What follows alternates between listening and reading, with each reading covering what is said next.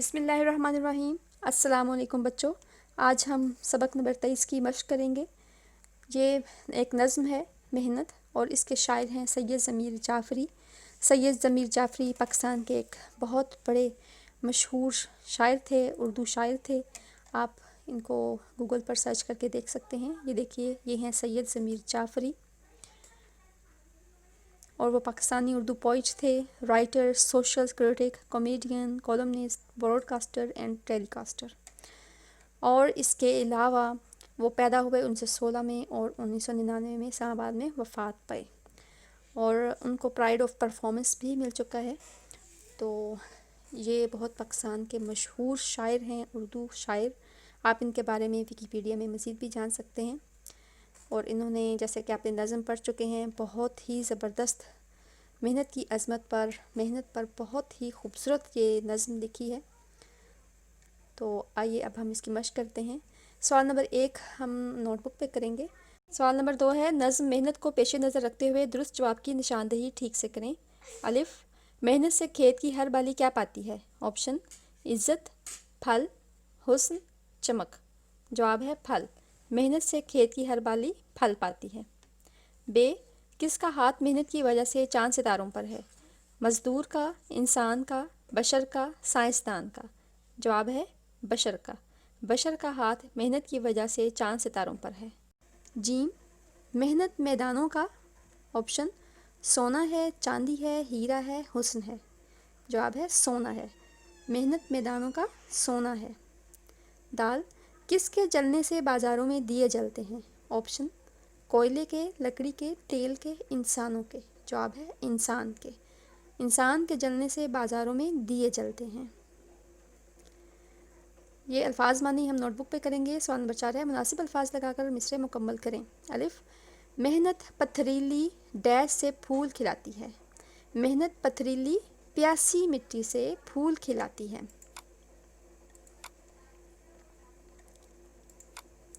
ب، محنت میدانوں کا سونا چاندی ہے ڈیش پر۔ محنت میدانوں کا سونا چاندی ہے کوہساروں پر۔ ج، گاؤں والے تب بیٹھے ڈیش کی ٹھنڈی چھاؤں میں۔ گاؤں والے تب بیٹھے برگد کی ٹھنڈی چھاؤں میں۔ د، ڈیش کو عزت عظمت قوت دینے والے ہیں۔ نوع بشر کو عزت عظمت قوت دینے والے ہیں۔ ہ، تب گندم کی کوئی بالی اپنی ڈیش سے جھانکی ہے۔ تب گندم کی کوئی بالی اپنی کوکھ سے جھانکی ہے۔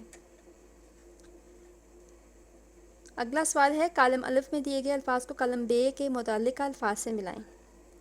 تو پتھریلی سخت، برگد چھاؤں، سونا چاندی، بالی ڈالی، کانٹے پھول۔ سوال نمبر 6 ہے کہ شاعر نے اس نظم میں محنت کی کون کون سی مثالیں دی ہیں؟ یہ بھی ہم نوٹ بک پہ کریں گے۔ خلاصہ میں نے پہلے بھی کروا دیا ہے، یہ بھی ہم نوٹ بک پہ کریں گے۔ سوال نمبر 8 ہے، درج الفاظ کو جمل بند، یہ بھی ہم نوٹ بک پہ ہوگا، اور اس کے علاوہ یہ بھی نوٹ بک کا ورک ہے، 10واں 11واں بھی نوٹ بک ورک ہے۔ اب ہم آگے مزید اور کچھ نہیں ہے، یہ بھی نوٹ بک ورک ہے۔ اب ہم نوٹ بک ورک کرتے ہیں۔ سب سے پہلے ہم اس نظم کا مرکزی خیال کرتے ہیں۔ محنت کا مرکزی خیال۔ اس نظم کا مرکزی خیال ہے کہ محنت میں عظمت ہے۔ اس دنیا کی خوبصورتی اور رعنائی محنت کشوں کے دم قدم سے ہے۔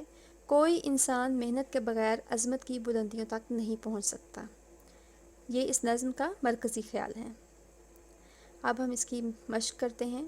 سب سے پہلے آپ کو سوال ہے کہ ذیل میں ایک آیت اور ایک حدیث درج کی گئی ہے، آپ انہیں کاپی میں خوش خط لکھیں اور زبانی یاد کریں۔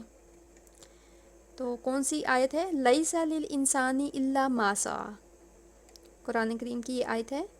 ترجمہ ہے اس کا، انسان کے لیے وہی کچھ ہے جس کی اس نے محنت کی۔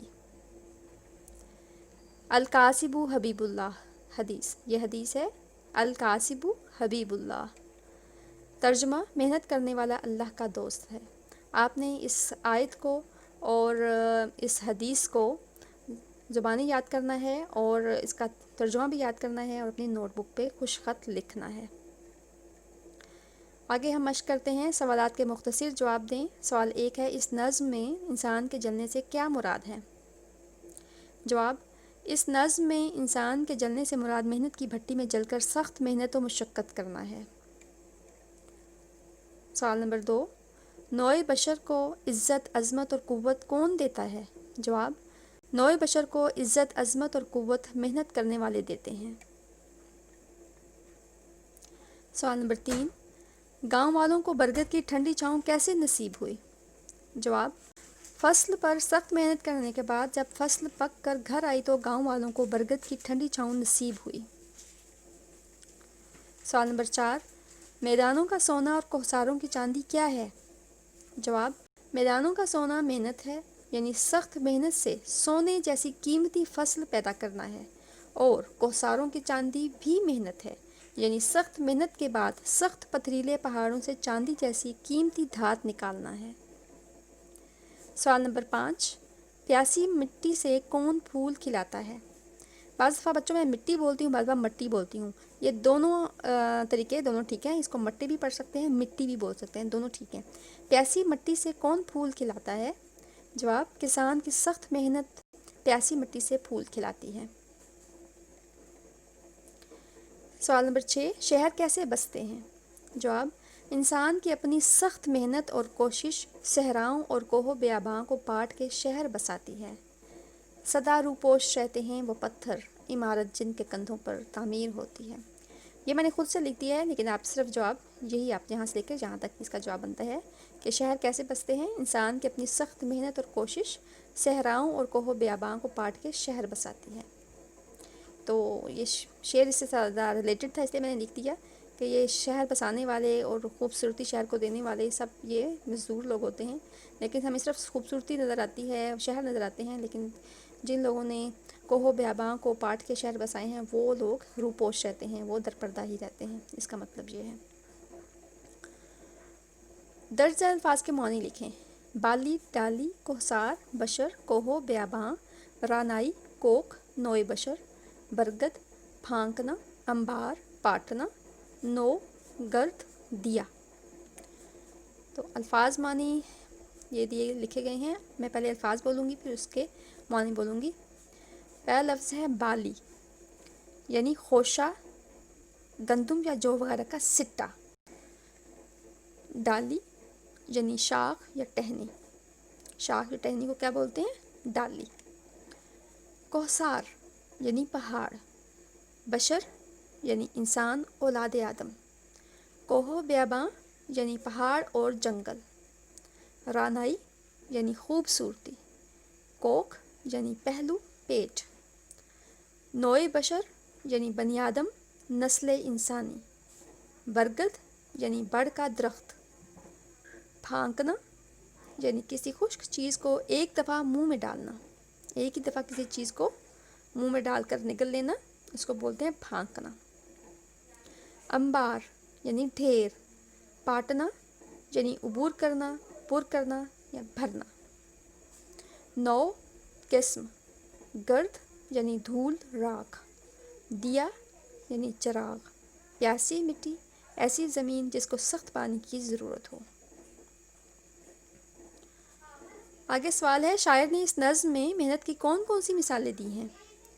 جواب، شاعر نے اس نظم میں محنت کی درج ذیل مثالیں دی ہیں۔ محنت پتھریلی اور پیاسی مٹی سے پھول کھلاتی ہے۔ محنت میدانوں کا سونا اور کوہساروں پر چاندی ہے۔ محنت ہی کی وجہ سے انسان کا ہاتھ چاند ستاروں پر پہنچا ہے۔ محنت صحرا اور کوہ و بیاباں پاٹ کے شہر بساتی ہے۔ محنت بھاری پتھر اور سخت چٹانیں کاٹ کے نہریں نکالتی ہے۔ آگے سوال ہے، درج ذیل الفاظ کو اپنے جملوں میں استعمال کریں۔ کوہسار، بسانا، عظمت، چھالے، پھانکنا، انبار۔